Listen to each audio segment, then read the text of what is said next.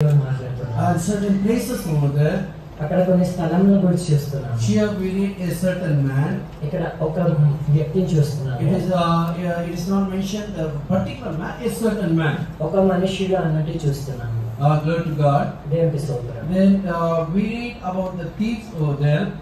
అక్కడ మనం దొంగల గురించి చూస్తున్నాము. Thirdly, we read about the priests over there. మూడవదిగా యాజకుడిని మనం చూస్తున్నాము. Fourthly, a Levite over there. నాలుగవదిగా లేవిని చూస్తున్నాము. And fifthly, good Samaritan over there. ఐదవదిగా సమరయుని చూస్తున్నాము. And sixthly, a innkeeper over there. అక్కడ ఆరవదిగా మనము పోటకుల వాణ్ణి చూస్తున్నాము. Glory to God. దేవునికి స్తోత్రం. This is characters people are seen in this parable. ఈ ఆరు రకములైన స్వభావం కలిగిన వ్యక్తులను మనం ఇక్కడ ఉపమానంలో చూస్తున్నాము. And next we see about the city of Jerusalem over there. అక్కడ తర్వాతగా మనం చూస్తున్నప్పుడు యెరూషలేము పట్టణం చూస్తున్నాము. And secondly, we read a city of Jericho over there.